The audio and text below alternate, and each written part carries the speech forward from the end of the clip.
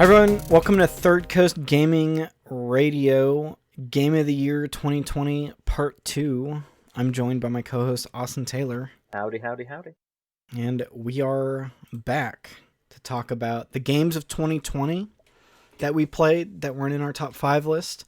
But also, I made a shitty list of the top 5 things that got me through the quarantine of 2020. Because, that happened. I'm going to start with yours. You got 4 things that are pretty good. I think they're pretty good. Travis, your list is not shitty. Uh, Don't ever say that about the things that helped get you through quarantine. Things that Uh, bring me joy. yeah. So this is kind of why I only did 4 instead of like 5, like the format had. But like this year I got into a lot of like independent tabletop RPGs. Because I like after I left Lubbock, I was just in a space where I was playing D&D more often now, because I was back home and could like play that game with my usual group. And I just had enough time where I could sit down and look at itch and sort of investigate like just like these independent games that you're not going to find anywhere else. These are not going to be sold in like a print store or anything like that. Um, and I got to just hang out and discover some real gems. Like I found a let's see, I'll say I found, right. So I got into a couple of like horror tabletop indie RPGs, like Sleepaway, which is a game about like you as camp counselors sort of defending a summer camp against a malevolent entity called the Lindworm. And so like a lot of them are like stuff like that, right? And I found like reading these rule books. I didn't get to play most of them, I'll say, because it's hard to get people whose only experience with tabletop RPGs is D&D to play something that's not D&D. They're But picky. like, yeah, well, I mean, it's a difference between like the space between like picky and like just not understanding like how these different systems work, and perhaps definitely me not being like a good enough I'd say like informer of these systems, right? To like pique their interest beyond what you can get in Dungeons and Dragons. So a lot of this was me like reading these rule books, and they're all like I've only found bangers here, and it was just a really sort of like calming and like meditative thing that I got to sit down and do. Like I finally read Blades in the Dark, which is a game I know people have been gravitating towards on like the we want to use these mechanics to tell a really interesting story first and foremost uh, front, and I can see why.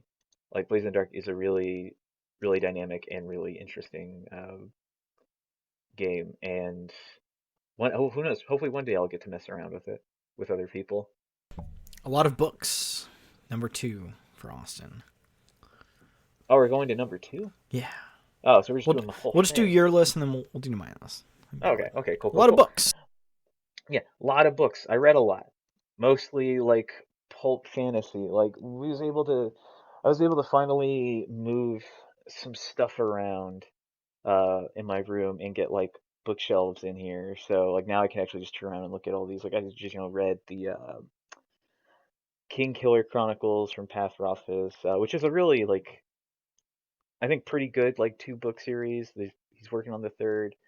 The first book is like The Name of the Wind, which is really interesting. There's some stuff that he gets into with like the love interest of the main character that I think is kind of bad, but like the world that's built in Name of the Wind is pretty interesting. And then you just have a bunch of other stuff that I got into, like the Imperial Radic trilogy, which is a sort of sci-fi, I think revenge story about a like ship AI that's basically trying to take down Empire, and then you have the finally got into the Stormlight archive, which is the Brandon Sanderson sort of series that starts with the Way of Kings, and like just like being able to remove myself from the screen in a very chaotic sort of Twitter season, has been very helpful and sort of helped me refocus on like the things that I want, the things like within fantasy that inspire me, and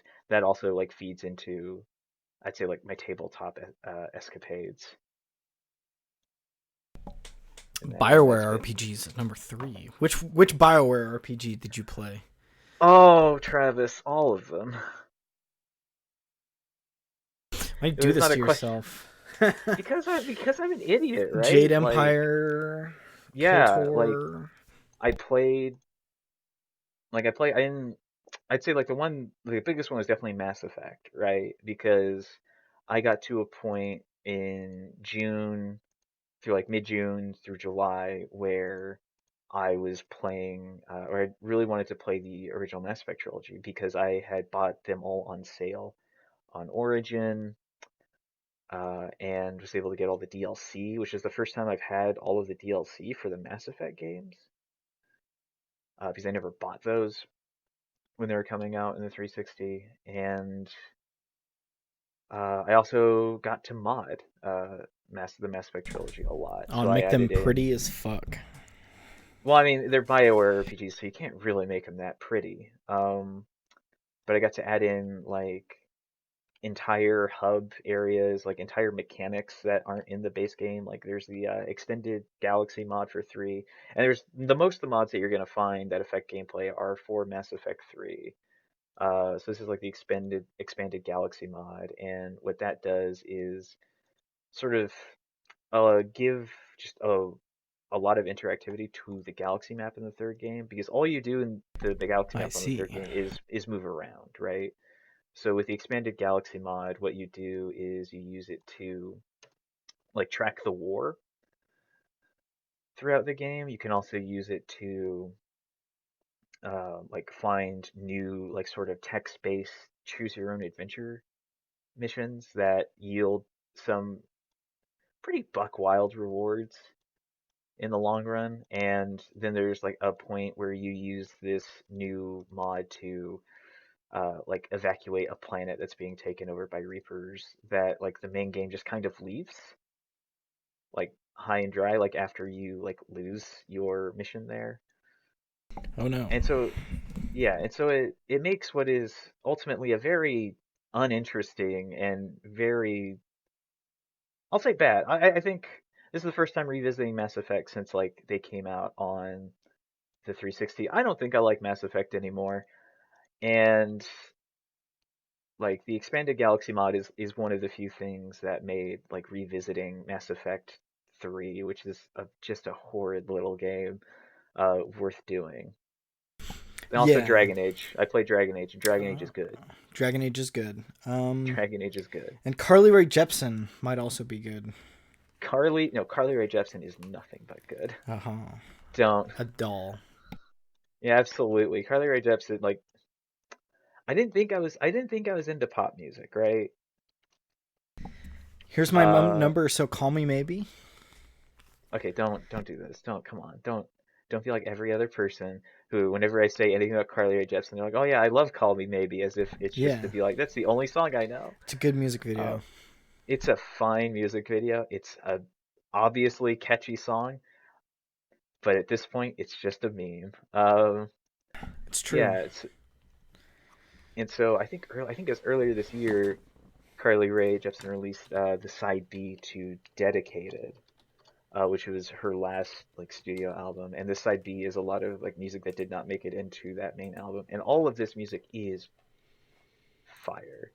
Like Dedicated side B is incredible. Yeah. I was Uh, gonna ask what album should I start on, but it sounds like it's side B. it I would say Emotion. Yeah. Like Emotion was her, I don't think it was her debut album, but it's like I think her second album that came out in 2015. Emotion is straight fire. I'm making a playlist for you, Austin. It's called It's, Emotions with a Z at the end.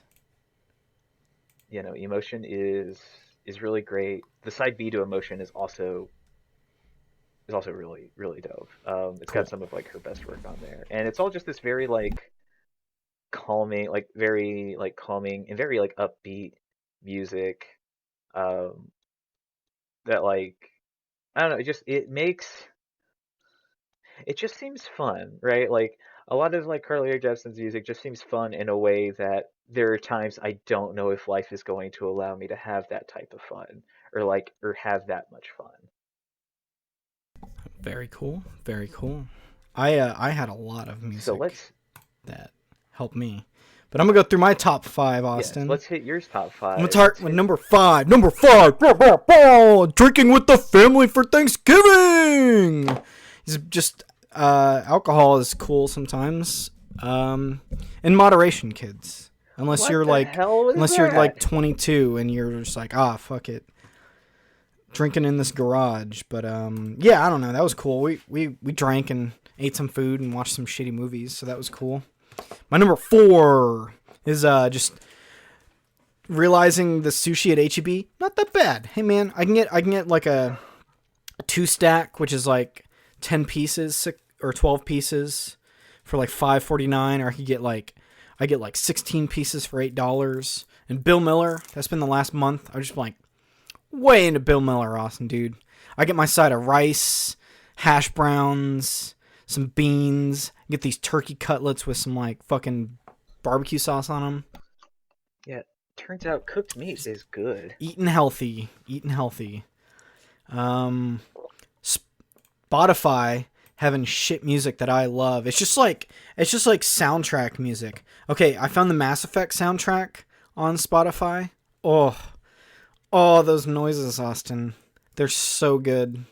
They put the Persona soundtrack on there for 3, 4, and 5. So I have like a playlist for each of them of like the good songs, then some like lo-fi shit that's just like whatever.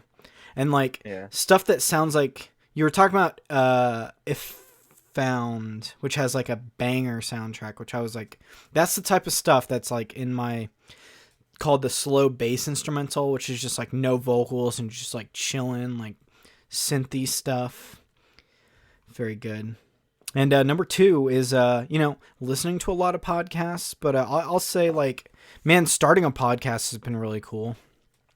Just like being able to talk to people about video games, learning a lot from Austin, like how to be like a better person on the internet, and like finding like critiques of things that like are a little bit under the radar, or just like talking about cool video games we're playing. No, I didn't have compliments prepared, Travis. You can't say nice things about Uh-huh. me. Got you, dude. I need another 2 hours. No, I don't. I will say, like, yeah, being able to talk to you about video games has been just dope as hell. Yeah. It's been very like it's a good like regimented thing we do once a week. That's just like, and it helps me lose my voice too, because I think I've already lost my voice, but it'll be all right. We'll get through Yeah, this. it's a good thing to like keep me like allow me to talk like this lets me like talk about my bullshit, but you do like a really good job at keeping me from just going so far up my own bullshit. Um, Yeah, and we which get is to just talk about shitty RPGs. yeah, which is like very good stuff. Number 1 is Star Trek Deep Space Nine. I was watching some Next Generation, but there's something about Deep Space Nine that's just magical. Austin, I don't know if you've watched it at all, but there's a Yeah, I've seen it. shapeshifter on there named Odo, who's the ship's security officer, and he's the funniest fucking. He just plays it so straight, and he's just like, "I'm watching you guys, Quark. You getting in your shit." Now he's Australian for some reason, but I don't know. It's cool. Let's see. I don't think Renee is Australian. No. Um,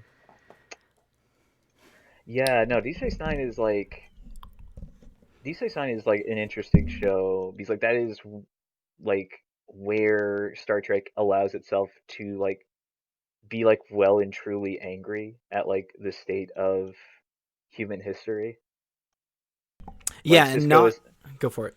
like Cisco is a voice that like you don't see in Star Trek very often, like up until like you get into like territory like Discovery. Like he occupies a space that like no one, not like a main character in Star Trek, has been allowed to occupy like before or since then, really. Yeah, and he at the beginning did not want to be on the space station. His wife had died from a Borg spur that came up, Borg, which the Borg are just like, yeah, the Battle of Wolf Nine. yeah, The Borg are just like robots who want to take everything over. Yeah, assimilate people into assimilate. cyborgs. Yeah, and so he's really angry at Picard because they assimilated Picard, and some stuff happens. But they end up talking about it, and things get better. And like I don't know, they do some stuff where it's like the first 2 or 3 seasons are on the space station, and then they get a ship.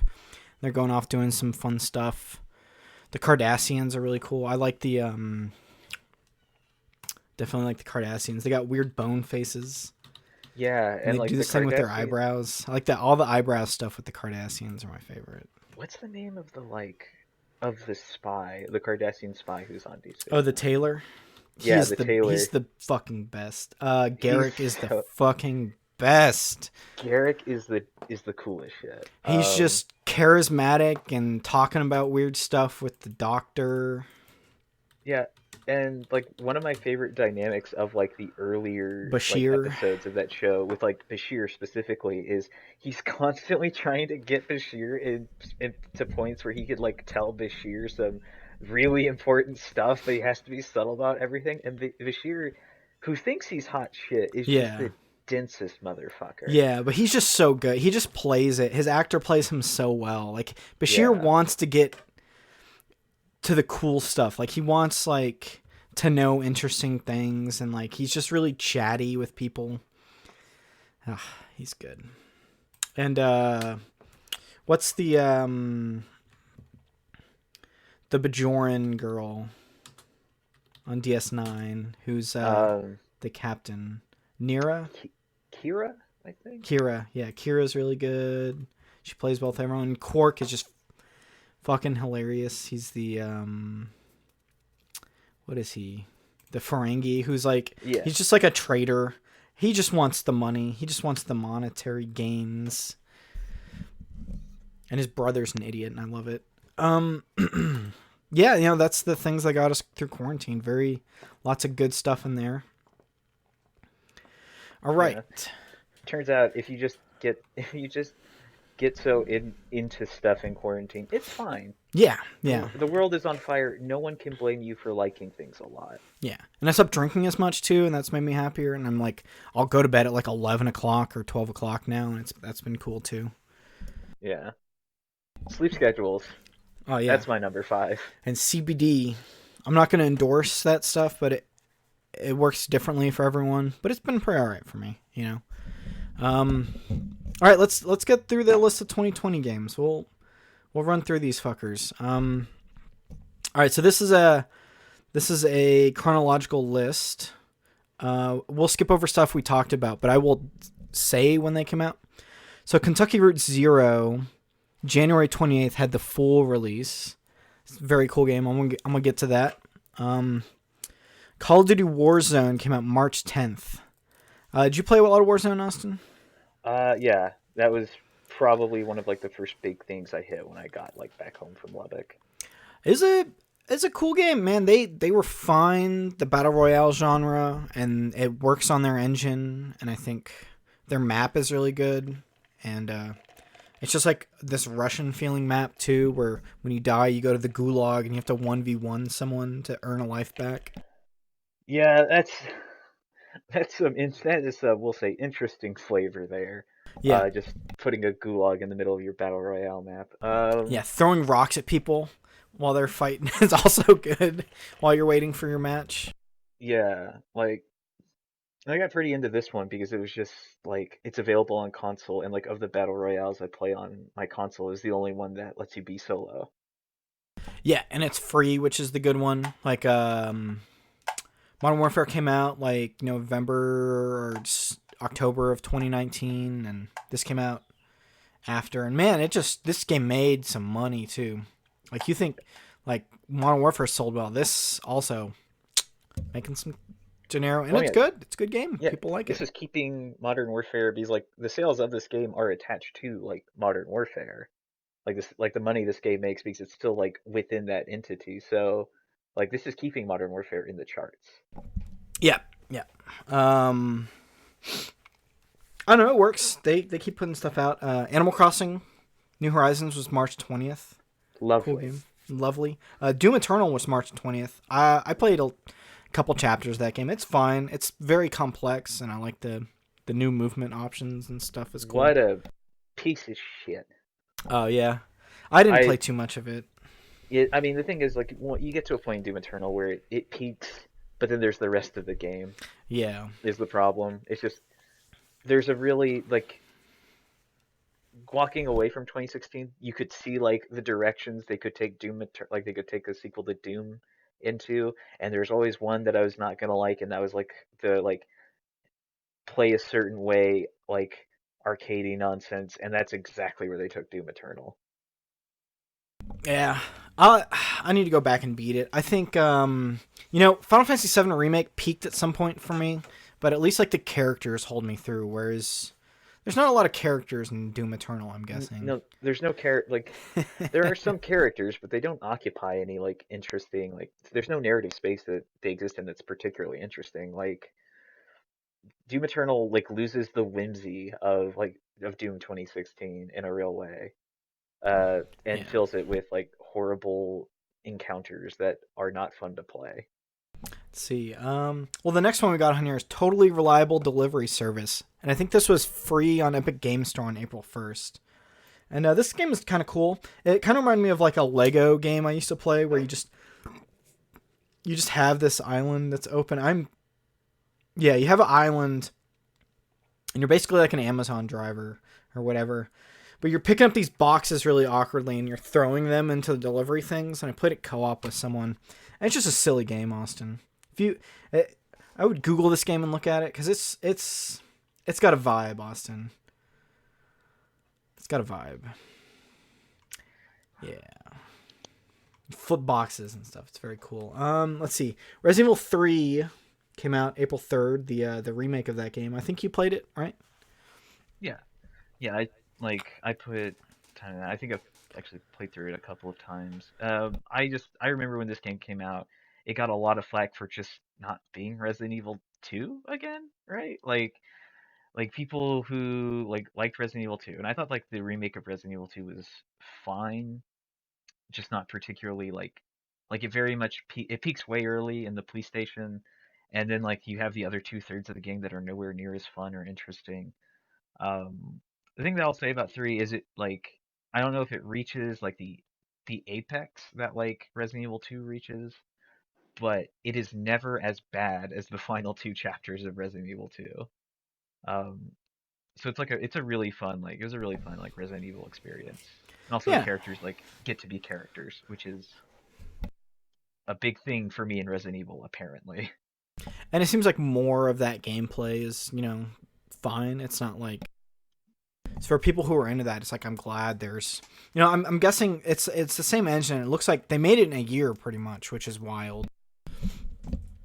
I don't know if they made this and 2 at the same time and just like did something like that, but it's wild how close those were released apart from each other. Yeah, it's like the release schedule for this game like seems wild. I don't actually really don't know how much time they were given, but I mean I hope it was significant and Wonder if it not started off as just like a DLC for 2 that you would buy that they just made a full game.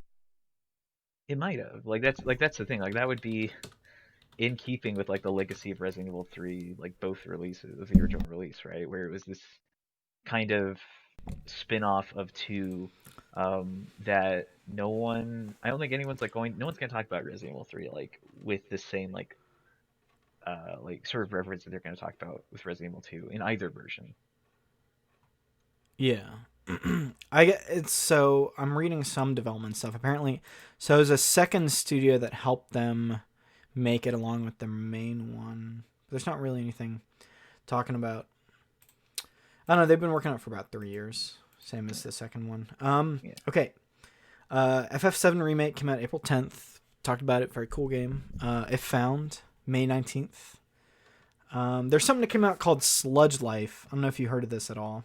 Is this on Epic? Yeah, it came out to Epic for free, and it's like this weird artsy looking game that's very rude, and everything is just like Sludge Life. But you're basically in this also a dystopian future where it's just like an oil tanker that's fucked, and you're just meeting a bunch of weird people. If you just look up Sludge Life images, you'll understand what kind of game this is. But you're going around tagging things and looking at cats' buttholes and finding weird quests that are going on. It's a Hmm. whole thing. This looks like I. Hmm. It's first person. It's like mostly platforming and you're just running around doing weird shit. It kind of looks like that other photography game that came out. Umarangi generation. Yeah. Except this was free and I was just like, I'm just going to fuck with this. It's totally cool. Sludge Yeah. Life. Yeah, like Uh, also like there is like an attitude that kind of looks like it exists in the earlier parts of like along with like the earlier parts of like Umarangi. yeah. Um, but I doubt Sludge Life goes where Umarangi goes. No, me neither. Let's see, what else did I play? Destiny 2 Season of Arrivals came out June 9th. So I played that more than I played Beyond Light. That was like a DLC where I just like it would let you grind strikes and gambit to get a bunch of these fucking really OP weapons. And I think I played it for like a month or month and a half. It was just like me coming in, grinding for these weapons and doing some other extra stuff that was just on the side. And I think at that point I had the two friends who were playing this with me were playing this more with me. Then they bailed at Beyond Light, so I ended up not playing Yeah. that much. It was a pretty good time. And Seasons of Arrivals was like specifically like a here's this content and big events happening in it last time before they like archive it, right? Yeah, there's some pyramids that showed up, and then they didn't announce the archiving until like a couple months before the new DLC was gonna come out. But yeah, it was just some stuff to do with the Drifter and some extra missions, pretty much. I think I had a dungeon you could do. It was cool. See, Ghost of Tsushima was July 17th. If I'd beaten that game, we might have talked about it in my top 5. But I got to the first island and I enjoyed my time with that. I played a lot more than multiplayer from what we were talking about, where it's just like that gameplay works very well in like a 4-player setting where you're just running around mowing down mobs of enemies and using abilities and stuff. And I know that game gets some flack for like that game uses the idea that like feudal Japan or like a pre-modern Japan and like when does this game take place in like the 14th century or something like that? But it Yeah, takes like this notion that like there's so much honor behind like fighting like honorably that I think it uses it as like a narrative hook to like give certain like resolve in you that I should be like my forefathers and have honor and fight this, or I should become like use these tactics of like stealth killing people or using like smoke bombs and stuff that you know they could have gone with something else, but I think everything else as a whole that this game does like overcomes that notion of honor. Like the open world is fucking gorgeous and like swims in like this Japanese iconography and music and like art style that you don't see in a lot of games. Like they are flower petals that are just being pushed and the wind is just pushing everything up in such a way that is like so beautiful to live in. yeah. Like it wants to like and they've been open about this like throughout the game story. Like they want to like court the aesthetic of like Kurosawa like samurai movies um in like in every way they can. And like a big part of that is like sort of like the narrative trappings of like committing murder honorably along with like the sort of reverence for like the beauty of like the like landscapes of Japan. Yeah, and I'm not a historian, so I don't know how like accurate or close those are, but I think everything else it does to like portray like culture and like the like locations and like the people living there do a pretty good job of it. That and, like I don't the combat like it's like an Arkham combat that is kind of like pushed past that where you're like flipping your sword stances to try and fight different people with like a swordsman enemy or a shield enemy or a speared enemy. and you're just kind of doing these really cool combos that are just kind of like very rewarding. That it feels like Yeah. that, and I don't know. It's a cool. It's only like fucking 30 or 40 gigs, which is pretty wild. Whereas like most open world, it's like you download like Assassin's Creed Origins. I think that game's like 100 gigabytes or something. Yeah, they could. Yeah, I was really surprised that like Ghost is not just an insanely huge game. Like it as far as like file size goes. Yeah. So it takes place in the 13th century, actually. There we go. Mongol invasion of Japan. Yep. All right. Let's see what we got next. We got Risk of Rain 2. This is we haven't talked about this at all, but this originally came out in I think it was Okay, it came out. Ah la la. I had this up and then I didn't. Yeah, so it came Was out there like August. So it came out in early access on August 11th, 2020.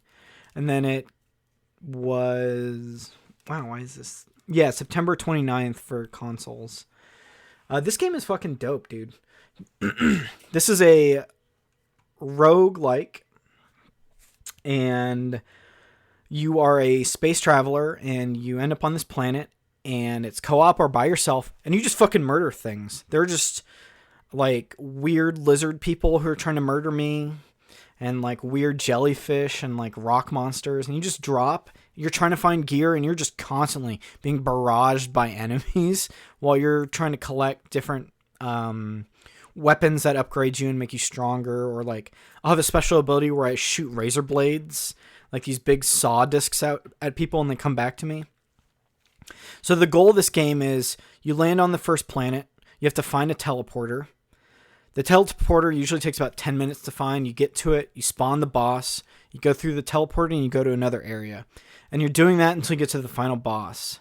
And the loop is you're doing this stuff over and over again to fill out, like, to get like 13 different characters, because you only start with one.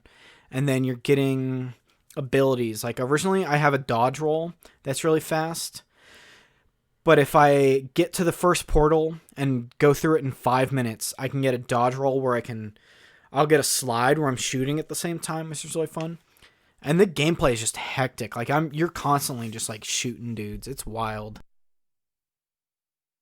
Yeah, like from everything I've seen of Risk of Rain like 2, everything is just looks busy all the time. Yeah, and it has some like it takes a little bit to get used to it. But once you get into it, you have like this flow, and the music like picks up with you as you're starting hunting down, like more and more enemies are coming at you. Because sometimes there's like 30 enemies, 40 enemies on the screen, just like mobbing you. It's wild. Yeah, it came out in 2019 in early access. I just don't have the original date for this. That's cool. I think it was like $10 on sale. Oh yeah, it was March 28th, 2019 was the PC early access, and I think it came out later on consoles for early access. Yeah, like that's wild. Especially when you look at like the first one, which is this, I believe, like still like very similar in like the primary loop, like the perspective is just so different. Yeah, like the first game is like a side scroller from 2013, and this one is just like this. It's like kind of this pixel art looking, but not pixel art. Like it has a very unique like graphics that you don't see a lot. Oh, and all the gear you pick up is just on your dude, which is really funny. Let me send you this picture. Whatever you pick up is just on you. Like you get like a missile launcher on your back, and then you get some like new boots and shit. It's pretty cool. Yeah. Works. Yeah, Fall Guys Ultimate Knockout came out August 4th. That's a game people like. I didn't get it too much into it, but I know people like streaming a lot. It didn't. Like Fall Guys did not stick around within like the popular discourse.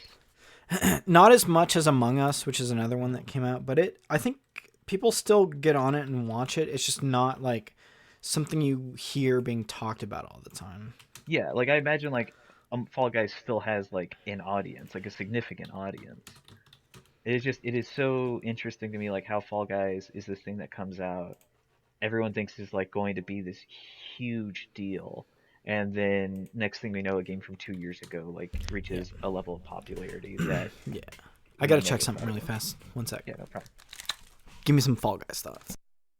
Yeah, and so you just get this. I don't know.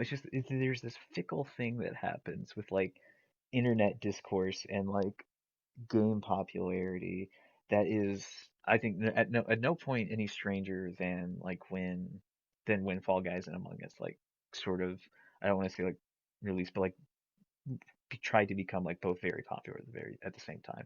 And I think Fall Guys is, I'm not gonna say like Fall Guys is a victim of anything because I think Fall Guys is perfectly fine. I think they're doing well enough. They keep supporting that game. It's not like a situation where suddenly like where you get like a Player Unknown's Battlegrounds, and then suddenly you have Fortnite, and you gravitate towards in a real way because like Fortnite's free, and like Player Unknown's kind of gets not left in the dust, but like left out of the conversation. It's like what the future of this type of game is. Yeah, I think PlayerUnknown way popular and more popular in Europe and China and stuff. Yeah, and like that's not even to say that like Fall Guys and Among Us are two like the only way in which these games like are competing against one another in any way is just like for like popularity. Yeah, and both of them actually were like the top grossers, like the top 10 grossers on Steam. Remember that list we saw? Yeah, like they both made a lot of money. I think there's like a there's like it's like how we hear people talk about Minecraft, but not as like wildly as it used to be. But there are still people who But get it's on there and like still, do yeah, stuff. like Minecraft is still very profitable. It's the idea of Um, like a silent banger. yeah, absolutely. And I don't know that's what they were like. I don't like this is definitely not what they were trying to do with like Fall Guys, but it is. I mean, I'm glad it's doing okay. It was an interesting enough like game, just not one I needed to mess with. Yeah, and it came out for free on PlayStation Plus, and it was like the middle of quarantine. Everyone's just like, oh yeah, fuck it, let's get into this. Same as Among Us. A bunch of people were streaming Among Us, which is like a who done it. Like two people are the bad guys, the rest are the good guys, and nobody knows who's trying to kill them. Cool game too. I wish I played it more. I just like some of those games are better off with a bunch of friends playing it, and I think I Yeah, was doing other stuff at the time.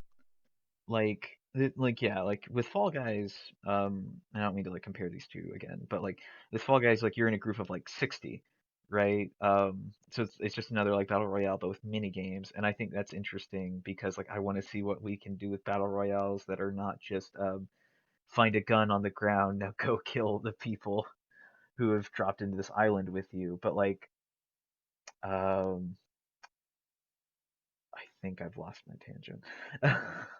But That's like all right. Among Us is so, oh yeah, that's right. Among Us is so focused on like the core group that you start out with that like I can't imagine playing Among Us with people I don't know. It's kind of wild. Among Us is really cool because it's just it takes these mechanics of like a board game that you're used to, like Avalon and stuff like that, and just turns it into like it just works. And I think it's been on mobile, and I think it's kind of hitting the same like Fortnite audience or like younger audience of like people in high school and middle school and stuff who have a mobile phone Yeah, or like play on their computer and stuff.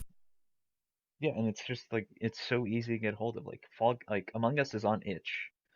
It's on itch, Steam, Game Pass, um, the Switch. It's on like just about every storefront it can be on. It's very cheap and it's like not at all like a powerhouse game, right? Like you Yeah, can run it on most machines. and I think it's free on mobile, just like for that version.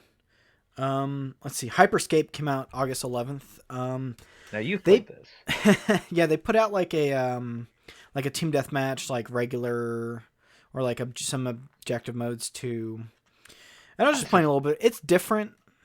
It's yeah, this very is movement Ubisoft. based. Yeah, it's a Ubisoft battle royale that also has like a team deathmatch mode that's free to play, and it's all right. It feels like Titanfall ish. Um, what was the other one? Apex Legends ish. But I don't think it ended up making a mark too much. Like it's fine. I Yeah, think I it's think we're something that's free for people to play, which is cool. Besides yeah, that, I don't know if there's much for me. I didn't play it too much. I think we might be like at the end of like new, very popular battle royales. Yeah, I think if something else big is going to come out, it's got to have a wider breadth of like gameplay modes Yeah, or just something or from a like studio, you know. a interesting gimmick. Like I think what is it? I think it's Spellbreak is one of these is like Yeah, one of these ones where Spellbreak's you cool. are yeah, where you're like a sort of battle royale where you're like a mage crafting spells. Like Spellbreak has enough on its face that like it makes its own like sort of space and name for itself.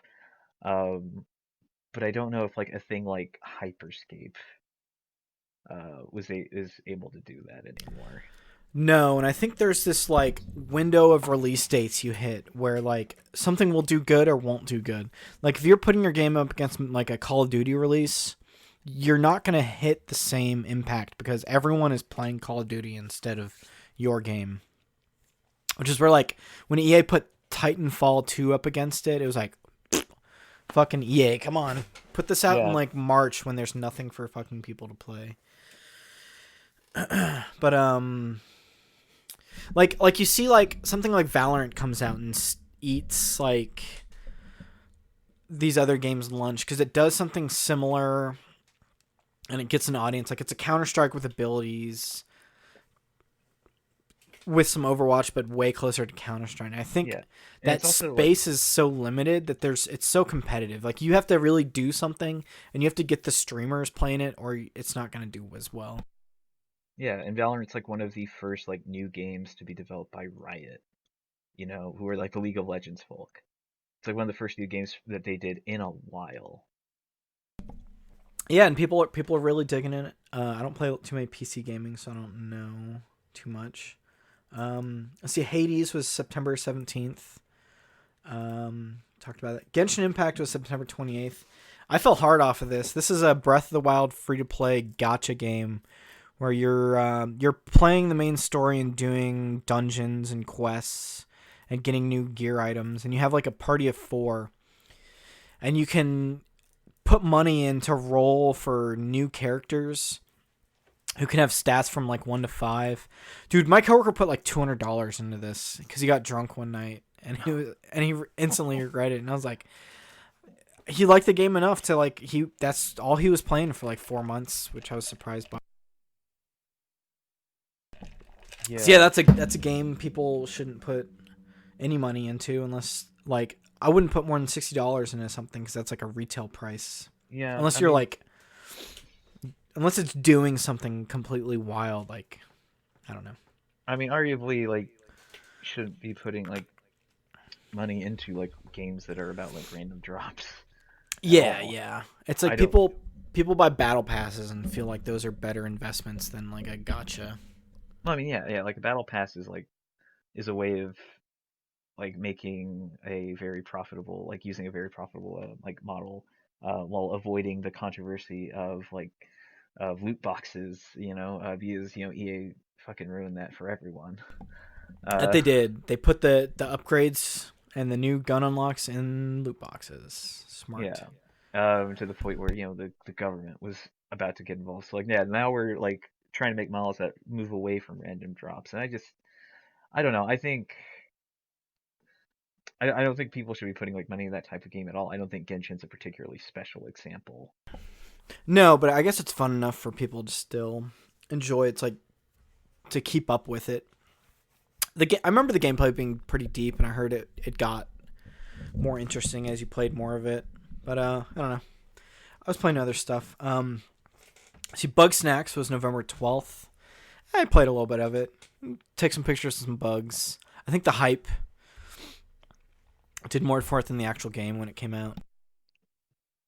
I mean, the hype was just like how strange it looked more than anything. I don't know if people thought Yeah. this was going to be great. We just thought it was going to be something.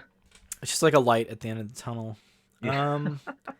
Let's see. I guess I moved some of these around. But yeah, Star Wars Squadrons was October 2nd. That was EA's third dip into the Star Wars properties. Like fourth.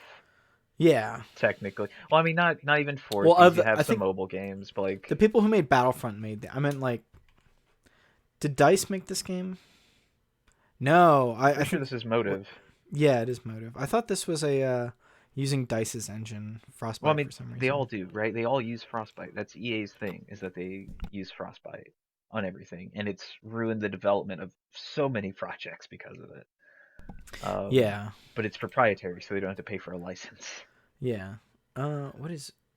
Oh yeah, so Motive helped work on Star Wars Battlefront 2 with Yeah, Dice and Criterion, so that's where that came from. Because they probably yeah. did the ship combat for Battlefront 2. Well, they did That's why the it feels so familiar. specifically like they did the I think they did the VR like bit for Battlefront 2, like the VR X-wing stuff that Gotcha. exists within Battlefront 2, and so that's how they're able to like reapply that stuff into Squadrons, which is like the last sort of last attempt for EA to like prove that they know what they're doing with the Star Wars license. And man, I mean, Squadrons is good. Like Squadrons is good. Yeah, it's a People cool like game. that game, but like that is just too little, too late in a real way. I think it should have been free to play, honestly. Like I don't. this game is small enough to where it's just got the campaign, like, and the multiplayer stuff. Yeah, I don't think like. I don't think like barrier of entry. I mean, the thing is, perhaps yeah, like perhaps free to play is a thing because you do also need to recognize that with a flight sim, you have a barrier of entry that exists outside of the price tag, which is the need for a flight stick. Well, not need, but like the desire for like an optimal performance with your controls. Yeah, and it plays okay on controller. Like I would definitely rather have a fight stick, but I think the thing that ends up happening is if a lot of people who stick with it in the beginning are just using their controller, then it's like at least there's like a handicap that everyone else is. But then you kind of get beaten down by the people who do have flight sticks. So I don't know.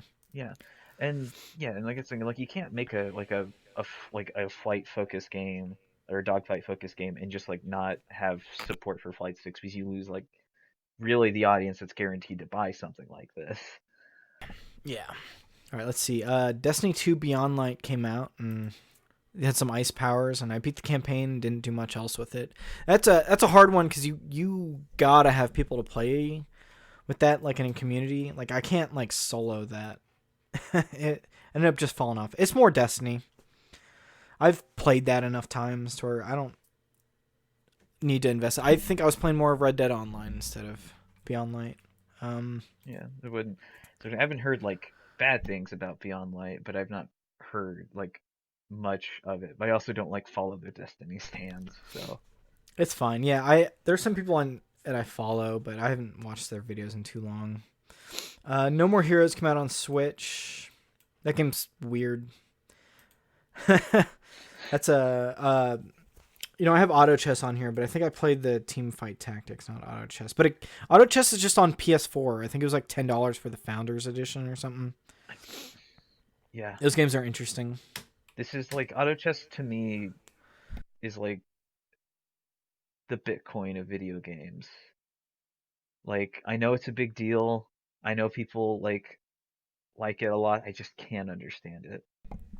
Yeah, it's like this weird, like you have 9 people playing at the same time, and you start out and you pick one unit, and they'll fight the other person's army, and if you win, you get some money, and you're like rolling through 60 matches in like a 40-minute or 30-minute period of time to try and beat out all the other people. Because at Weird. some point it starts eliminating people based on their losses, and Yeah. then it'll be like the top 5 people, and they'll be fighting off, and then you get bonuses based on like what characters you have, and they're all League of Legends and Dota characters that have like synergies and stuff. Weird. It's fun. Just gonna say It's that interesting. probably not half as immoral as Bitcoin. So let's Yeah, I'll stop that comparison before people try to insinuate I was saying that. yeah. So let's see. I didn't play Astro's Playroom, but I definitely watched a lot of people play that like Cooling Springs level in Astro's Playroom, and like just taking a look at a bunch of other levels. That game is fucking gorgeous, and it's wild that it's just free for the PS5, and it's just like a homage to like all this Sony tech. Yeah, I mean, you need like a it's interesting that like you have something that is as maybe I don't think sleeper hit is the right word for it, partially because the ability to get it was hampered by your ability to get a PlayStation 5. But like you Yeah, have a hit like Astro's Playroom like bundled into a console, and that's really interesting because I can't remember the last time I mean Wii Sports would be like the last time I played like a game that was bundled with a console that's like this is why you want this. correct. God, Wii Sports is fantastic. Yeah, Wii Sports is. They should put that out on the Wii again. I mean, on the Switch. It'll be just fine. The Wii Let's see. 2, just Oh yeah, Wii the Wii Sports. 2. Oh, the Wii with you is gonna be the other one. Well, that was the point of the Wii Mini. Like they made like a second version of the Wii that was so small. You mean the Wii U? No, not the Wii U. It's a different I'm thing. joking. Yeah, It's a no. completely different thing. Well, it's like a mini. You know, it's a re-release of it. That thing's cool. Yeah. Well, it wasn't like the Mini in the way that like the NES, right? Mini was a thing. It was just like here's a Wii that I think was like available for $100. Yeah, it's like a slim model of it. Yeah. That thing was cool. Let's see. Red Dead Online we talked about. Yeah, you want to talk about some more Cyberpunk 2077? You want to? All right, we are. It took us, 2.5 hours, or here we are. Spoil some Cyberpunk, Austin, if you want to. Um, I don't care. How do you I feel about that at the end? I think I don't like I we're gonna do like a news episode about like the stuff about the cyberpunk stuff that came out like this last week, right? Yes. Like Yes, we because are. there's a lot of cyberpunk news that like I would totally spend some time to unpack here. Um, but we're gonna do that during like the next news discussion we have. Um, for now, I'm just gonna say that like CD Projekt's management team can get fucked. But Yeah, just like mismanagement and like but I will weird expectation.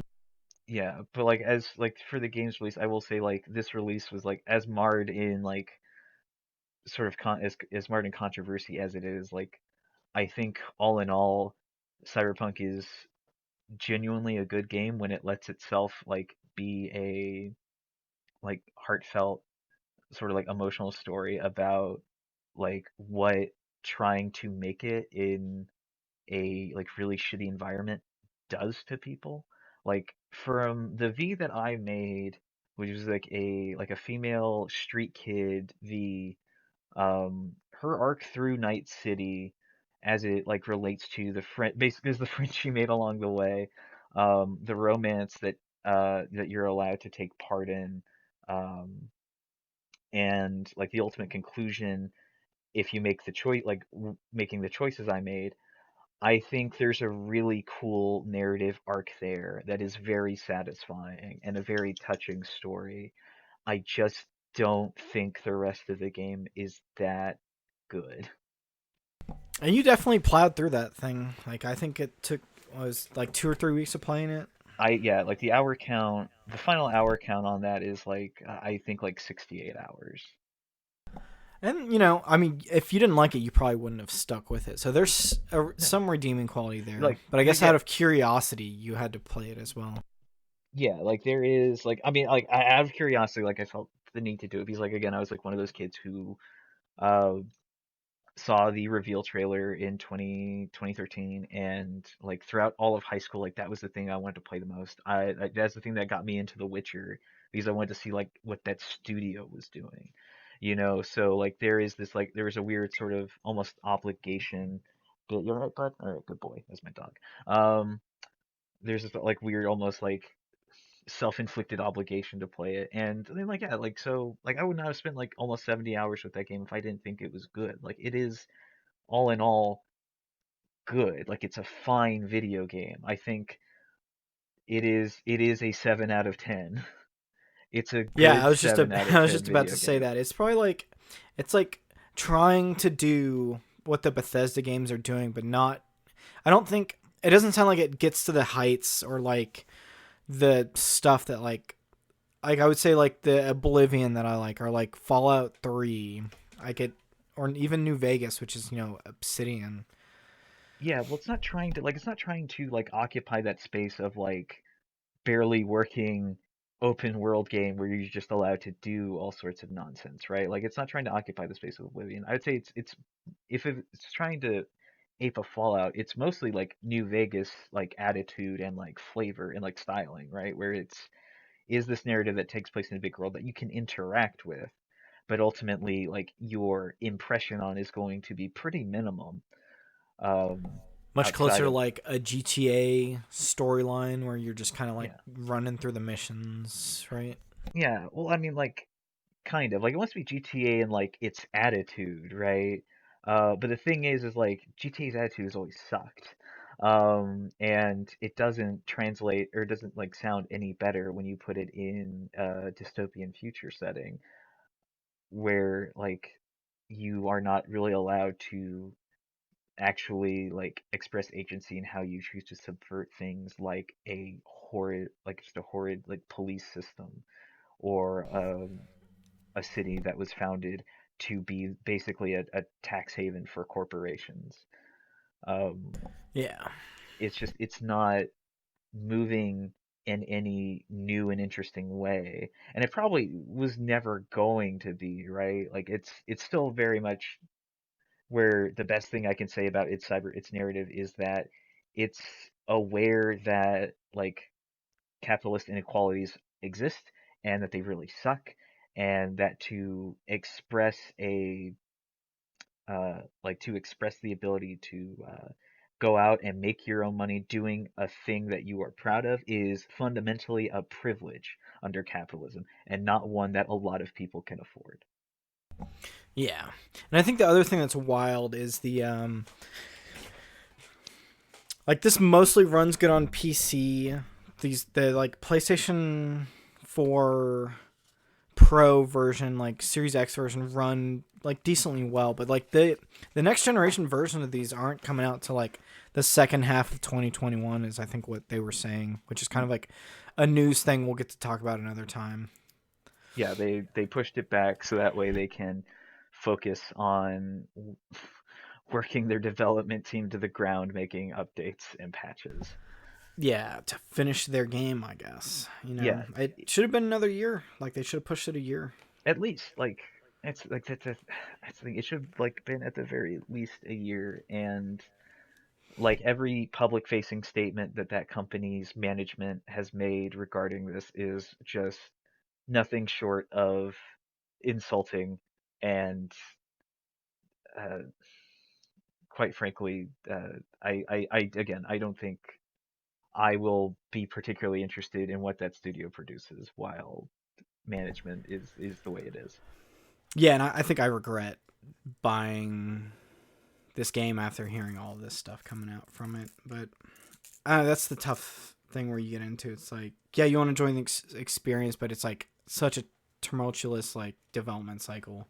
Yeah, it's like just this tumultuous cycle of like marketing that shows um what I'll say at best are very questionable decisions regarding its handling of um the sort of the enemy factions and the sort of and its handling of race and that type of thing. It's at best questionable, at worst like willfully malicious in a real way, and then you get into like post release stuff, which is just shitty. Yeah. All right. Let's see what else. We got some games we were playing a lot that came out before 2020. I think that was everything we played in the year of 2020. Unless you wanted to think some more Cyberpunk stuff. I am fine with Cyberpunk. We can get into Yeah. Cyberpunk more when we talk about the news. That will Yeah. be a better space to do that, I think. Yeah, we can do that next week. All right. Let's see. I'm just gonna run through my quick stuff, and then we'll grab yours. Is that cool? Yeah, yeah. All right. So yeah, I played. I played some. I think I played some more Final Fantasy 15 this year. I was doing that first, and then I was like, I should just get back to remake. I'm just hopping around between them, just doing the main missions and the It's like it's the open world Final Fantasy. You're hanging out with your three bros, and you're like the king's son, and the king dies, and you're on a quest to like do get these weapons of like ancestors' relics or something. I don't know. I just like hanging out in that world and doing Yeah. bounties and the It's missions a and it's a stuff. coming of age story about you assuming the mantle of king, I Among think. other stuff, yeah. Yeah. Um, See, I played some Fortnite this year too. They did that Marvel update. It was pretty cool, you know. I think that when Fortnite 2.0 came out, I didn't realize like it does feel like the shooting is different and like the map feels so much better than that first map when they and what they've done with it has just surprised me. I mean, obviously it's making a lot of money, but I think there's like good development things that have come out of that game. So that's been cool. Yeah. I did play Pokemon Sword this year. I'm pretty sure. Um, did you play any? What Pokemon games you played, Austin? I I have got a not Pokemon tangent. I have not touched Pokemon since the move to DS. Okay, so you played Ruby and Sapphire. I played Emerald. You played Emerald. Okay, so like when you beat Emerald and you do the Elite Four, and there's like a bunch of cool stuff to do after you beat it. Yeah. Though there's none of that in Sword. Oh. You beat the gyms, and it's like, cool, you're done, dude. You go to this battle tower if you want, and I'm like, sick. This was a $60 game on the Switch. And the stuff was coming out. The weird controversies for that game was like they didn't have all the Pokemon at release, and then like their moves weren't animated as well, which there's a certain point where that Game Freak is kind of churning these games out for profit instead of like doing new and inventive stuff with them. Like there is some cool stuff in Sword and Shield because it takes place in a UK looking environment, and all the stadiums are like these soccer stadiums, and like kind of looks like a early Wii U game still. Like the graphics aren't that good in it, but so you beat the game. All the DLC stuff or all the post game stuff you normally do in like Emerald is DLC for this, and it's $40, Yeah. which is kind of wild to me. But I don't know. People who play it more than that play it. I had a good time with it. It was cool. I got my boy Grookey. He's like this monkey with a stick who turns into an ape who has like a Congo drum. He's pretty cool. Yeah. I And don't like around like stuff like I don't think there's ever going to be like another Pokemon game that has like every Pokemon ever made in it. I think there's going to come a point in time when we need to reconcile that like there are too many goddamn Pokemon, and putting them all in there is going to become some sort of insurmountable task, right? I think like things regarding how this game handles like its post game and like main content is definitely like worth criticizing, but I don't think things like there aren't enough Pokemon are like criticisms that like people have enough perspective yeah. on in a real way. And I think the thing that ended up coming through is I think Game Freak only has like 300 employees. So there's like, let's see, okay, so Game Freak in 2019 had 143 employees. So I think even though those games sell a lot, I think there's a certain stopgap or some kind of thing where it's like, yeah, we're going to put this many people on it. We know we're going to sell a lot of. Okay, something else is saying they have 1,000 people on their staff. I don't know what's going on, but yeah, they there's like a lot of. There's a certain point. It's like, yeah, if we put this much money into it, kind of no matter what, we're still gonna have kind of like a return on investment as well. So, I don't know. Pokemon's a game. Oh yeah, so yeah, apparently there's 1,000 people on it, helping them out with their modeling as well. The core team was about 200, and it sounds like the rest. And they had 100 people debugging it and 100 people working on models.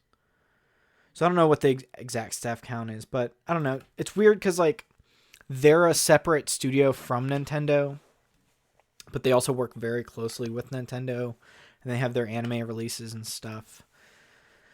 So what I'm hoping for is I'm curious about that the Pokemon Pearl remake that might be coming out. Those were the fourth generation ones that came out after Ruby and Sapphire, because they're either gonna do Pokemon um, Pearl remake, or they're gonna have. You remember when Let's Go Pikachu and Let's Go Eevee came out? How's Austin still Oh, there? boop. Yeah. Okay. Here I'm sorry. Muted. Okay. Yeah. So when like Let's Go Eevee, they're probably gonna do that with the silver and gold. So I don't know. I'm curious. I'm gonna wait for some reviews because this game reviewed less, and then after I bought it at full price and played it, and it was like, oh, this took me like 25 hours. Whereas like a normal Pokemon game, dude, I put 200 hours into Pearl somehow. I have no idea how I did that, but like there have been times when I've thoroughly enjoyed Pokemon games. Yeah, like I can get that. Like if they release like a like Let's Go style remake of like Crystal or like Silver and Gold, I'd be on that. Yeah, and honestly, like Let's Go Pikachu, like it was kind of the same thing. It's you go back to Kanto, you do the 8 gyms, you have the Elite Four, and you have a couple legendary hunting at the end. But they cut out the islands. Remember like the Orange League islands that were in the original game, where you do some island hopping with, and there's some extra stuff in there. Well, I mean, I remember the islands in like Leaf Green and Fire Red, and Yeah, that too. that was pretty inconsequential stuff anyway. Yeah, but at least it gave it like a little more. Like even Leaf Green, I think I put more time into that than I put into Let's Go. But that's because I was younger or something. I don't know. Leaf Green, good Pokemon game though. I should play that, replay that. That'd be. Yeah, I might have more fun replaying that. I need to replay God, I some. hope they put those on Switch. I want some Game Boy Advance Pokemon games on Switch. Right? Like give me Pokemon Crystal on Switch and you have me. I'm there. Yep, yep. Because Or even, did you play the Soul Silver Heart Gold? No, I you did. said you were out before the DS. Yeah, I Those was. ones are really cool too. Yeah, I'd heard. Yeah. All right. So moving on. Remnant from the Ashes. We talked about that. This one's on both of ours. Master Chief Collection was coming out on PC starting in 2019. There was like Halo 1 and 2 remasters, and then like Halo 3 and Halo Reach. Some good shit. I had some good fun. They run pretty well too. Yeah, they all run like really well. And also I was going through most of this with a friend. We still haven't done Halo 4. I need to talk to him about that because I am going to have to like put a stop on my like Game Pass sub since they upped it to $10 on PC. Um, Oh yeah. it's it's it's damn Halo's still good. Um, it's it's good stuff. It's also huge. Like it's a huge file. Um, like going through Halo again for the first time since like my original Xbox stopped working was really good. Um, getting to play through 4 without like the audio being so terribly compressed was also interesting since I have a very different opinion of 4 now. Yeah, I still haven't played through 4 yet. And I played a little bit of 5 this year too. Yeah, and like getting to finally play ODST, which was like the big Halo game that I like missed when it was coming out, was fantastic. Yeah, ODST is pretty cool. Ah, shit. Man, they put Dot Hack GU is fucking on sale. God damn it. I can't buy another Dot Hack game. All right, let's go into your Austin's list of 2020 games. You got BattleTech on here. Yeah. So BattleTech is also my Discord avatar. BattleTech is a Harebrained Schemes tactics game that came out in 2018. This was like their first game since walking or like moving on from their Shadowrun trilogy of games. And this is another like property that was like heavily influenced by the works of Jordan Wiseman. And this is Harebrained being the studio that he made, so he could like make video games based off of his properties that he liked. Um, is a really dope game where you go around to these like planets in the solar system, in different like in different parts of the solar system, and you do jobs, right? You are a mercenary for hire. You and your lance of mech warriors. You do jobs that range from basic assassinations to like moving a convoy from A to B. that sort of thing. And every battle is just this long slog where you have to judge whether or not like the money you're getting from this job is worth taking like a certain risk with your mech, because every mech's gonna get messed up in a fight. Uh, Yeah. it's all about earning enough money to where you can replace them and just keep going. And Yeah. it's great. It's dope as hell and just a lot of fun as like a modular like mech combat game. And I spent a lot of time in it this year. Without the DLC, there's a lot of DLC for that game that I don't have. Huh. So I'm just doing base game. Nice. And the you got the Friends of sorry, Total War 3 Kingdoms is also on here. Yeah, so Three Kingdoms was a grand strategy game from the Creative Assembly. They have done the Total War series. They also did Alien Isolation. Um, and like Three Kingdoms is their sort of their take on the Three Kingdoms sort of novelization, right? The Legend of the Three Kingdoms, sort of like third century China uh, civil war that like happens in like the fall of like the I think it's Ming Empire. I'm not a historian. I haven't like studied that part that third century China particularly much at all. But like the fall of the Chinese Empire, all these factions sort of vie for control of China, and you are one of those factions, and you do a series of like battles and political uh, intrigue points to like further your goal to become emperor. And that came out last year. It's probably is the game I played the most during like my internship that I had last summer, or like in the summer of 2019. Um, I would like do my job, come home, and I would just sit down and play Three Kingdoms. And this year I did their Yellow Turbans DLC, which is the historically is like a peasants' revolt across China in the wake of this like incredibly corrupt empire. And that was a lot of fun because you just become a unstoppable force of the people's will. Yeah, seems pretty cool. Let's see, the Friends of Ringo Ichikawa also on here. I That haven't heard of that one. was like the only game I could play in Lubbock on the laptop I had, and that's a game where you are a high schooler in Japan who's kind of a punk, right? Like the game starts out and you are doing like a series of street fights against rival. They call them gangs. They're like groups of like 5 or 6 kids, 6 other high schoolers.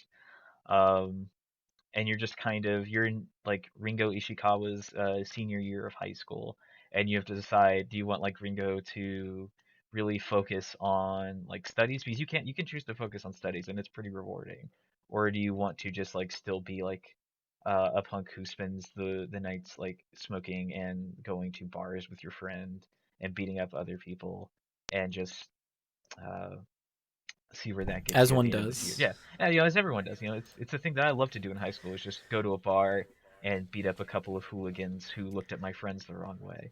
It's a really fun game.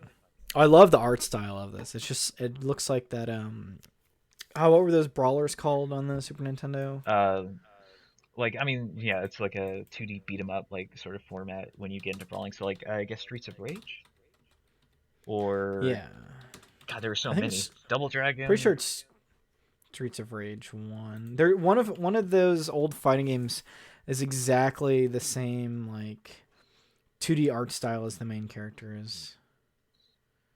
Yeah, but it's a really cool game and it gets just the feel of being a disaffected, like disenfranchised, like teenager who just doesn't know what they want to do with their life down pretty well. Like Ringo lives in his own apartment, and like one of the most enjoyable things to do is just walk out onto your balcony and smoke. Yeah, I see that. Pretty good. Pretty good. Oh, It looks like River City Ransom a little bit. That's right. Yeah, Yeah. yeah, I get that vibe. All right. Okay. What you got next on here? Let's see. Outer Wilds we talked about, Yeah. and there's Manifold Garden, which is a sort of a puzzle game where you are Whew, I'm not entirely sure what I'm doing in Manifold Garden. I don't think I was ever aware of what I was doing in that game. But you are moving through this world that is like very reminiscent of like an MC Escher painting, specifically. Where's my blah blah blah? Hot tips here. Yakuza 3, 4, and 5 Game Pass coming to Game Pass as long as Outer Wilds. That's right. Anyway, Uh, okay. Um, so it looks like this is specifically like the like now that I've like Googled the names of the MC Escher paintings I'm thinking of, like ascending and descending and relativity, right? So like the entire world of Manifold Garden is made up of like infinite staircases.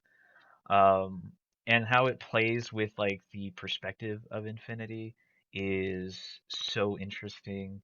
Like one of the first things that you need to do is like reach a platform with a block and you have no way of getting to it. So what you have to do is you have to jump from the platform you're on and fall until you see the platform you're trying to get to, land on it and put the block there, right?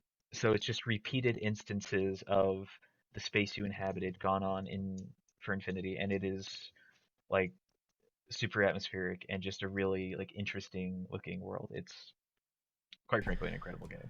yo, I think I might get. I am all into these first-person puzzle games like this. It's from 2016. No, this is a 2016 demo. I keep getting ads. Yeah. Damn YouTube! It doesn't want me to scrub through this video. Yeah, so everything I've done with that is like moving blocks around, but like I started playing it pretty recently. I think I'm gonna get to some like new territory pretty soon, and I have no idea. I have no idea how to handle like this game evolving on me. It's pretty cool. Yeah, Let's see. it looks like The Witness a little bit. You just have your little pointer in the middle. Ooh, you can mess with gravity. All right. Oh, fuck it. It's a little portal. All right, I'm Yeah. gonna do it. Dishonored 2 also came out. Yeah, well, I mean, it As came out in 2016.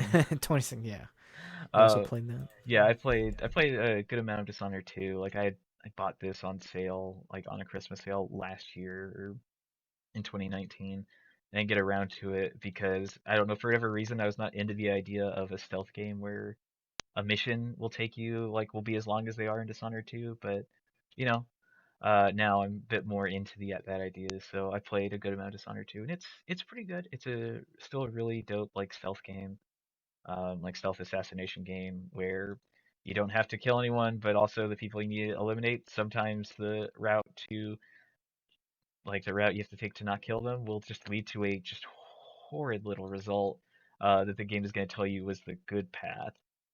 Um, and it's a really interesting like stealth action game. It kind of filled the need for an interesting stealth game now that before Hitman 3 was released. I hear those reviews of Hitman 3 are coming out. It's getting Reviews for Hit nines and stuff. Reviews for Yeah. Hitman 3 are coming out. I won't play it for a while, but Yeah. I'm interested. Syndicate also on here. The Yeah, 2012 Syndicate. yeah. Sort of last thing on there is Yeah, you shoot people. yeah, Syndicate. Everyone needs a dumb shooter in their lives.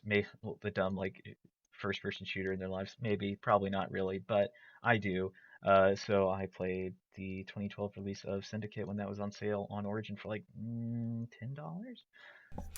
I didn't realize that co-op would be broken if it was only two of us playing. We got Yeah, fucking demolished. yeah. That co-op is well. I mean, like we were doing fine until like the Yeah. ending, where it's like, okay, now you're fighting another Syndicate team, and that's like that mission-specific thing, right? Like the problem is there's no great way to tell what's going on, like what you're gonna hit during any mission. Like, does it tell you like this is what you're gonna hit at this phase of this mission? It just tells you recommended for players, and that's on every mission you can do in that co-op. But that campaign is fun. Uh, you meet like Yeah. you are a hitman. An assassin for a multi-billion-dollar corporation led by Brian Cox, who most people would now recognize from Succession. Um, and turns out he's the bad guy. Who knew? Oh Uh, no. and you get to push a billionaire off of the side of a building. It's pretty great. Nice. Yeah, but those are like all the older games, pre All right. 2020 games I played a lot of in 2019. All right, I got my top 3 list of games that made me plug my PS2 in, Austin. Tell me Uh, about yeah. these relics you found. Let me tell you about. I'm gonna tell you about Transformers Armada Oh, first. Did you ever watch any jeez. of the Transformers TV shows? I was really into Armada when that was a Oh, show. Armada's real cool. It's got minicon. Okay, so you got Transformers that are they're on Earth. You know, you got Hot Shot, you got Hot Rod, or you got Hot Shot, you got Optimus. I'm trying to remember who the medic is. Red Alert. Yeah. He's an ambulance. And then you got some bad. Okay, so this game takes. I'm gonna send you some screenshots of this game if you want to open look at these. I'm Man, this is just a polygon game, and you're just running around in these the first area is just in the Congo, and you're just murdering fucking these Decepticon clones, pretty Yeah, they much. call them clones even. Yeah. It's a pretty silly game. You collect some minicons throughout the missions. You get to transform and run around. Like Optimus is the slowest one, but he has the most health and he does the most damage. Hot Shot has good damage, and he's fast, but he doesn't have a lot of health. It's a pretty cool game. If you look up some gameplay, you get a pretty good idea. It's got a pretty alright soundtrack, you I'm know. watching this gameplay and I'm just hearing an electric guitar go while someone screams Transformers more than meets the eye. Yeah, that's the song.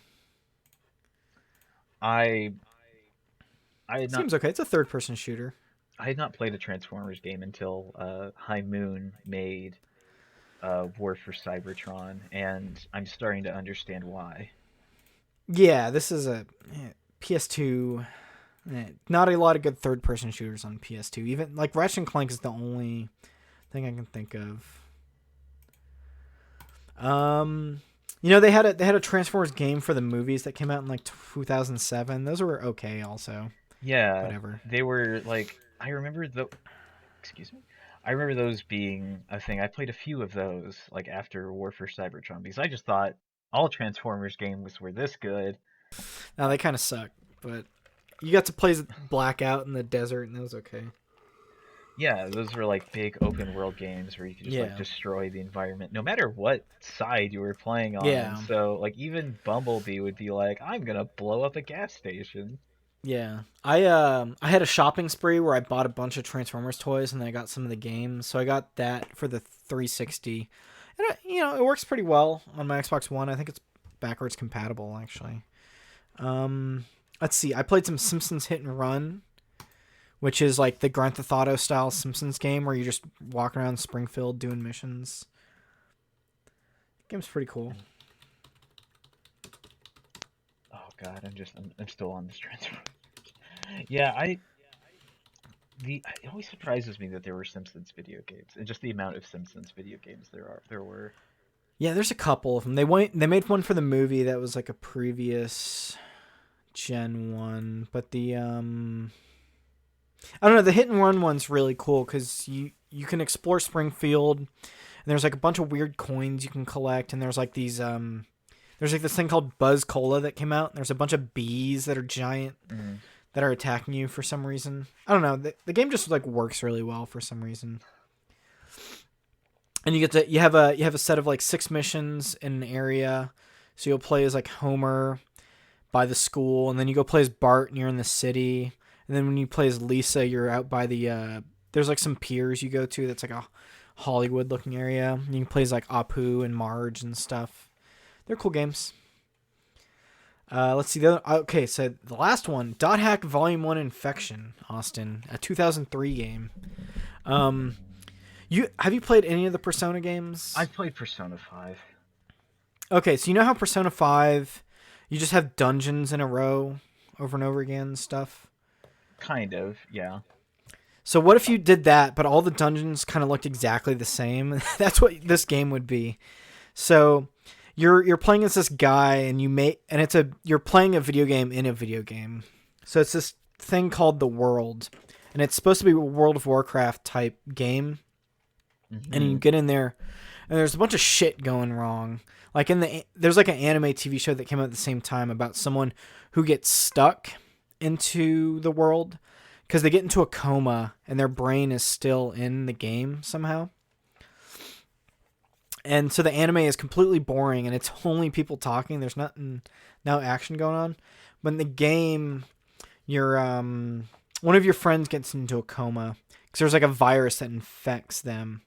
So you are trying to figure out how that happened, and you're getting a bunch of hints about there's this girl who's wandering around the area in the game, and she's like in white clothes, and she gives you this bracelet that you can hack into enemies and make them smaller.